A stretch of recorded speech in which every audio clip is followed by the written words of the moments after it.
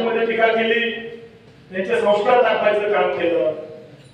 परंतु माळशिरस तालुक्याच्या जनतेला मी सांगतो, मागच्या 5 वर्ष या तालुक्याचा सारगडी म्हणून राहिलो आणि जोपर्यंत माझ्या श्वासात जोपर्यंत त्या ठिकाणी माझ्या शरीरामध्ये रक्ताचा थेंब आहे, मी या मातीत गाडून घेईन। तुम्ही कितीही पार्सल म्हणून मला कुठे पाठवायचा प्रयत्न केला तर मी मेल्यानंतर सुद्धा माझे अंत्यसंस्कार या माळशिरस तालुक्याच्या मातीतच होतील।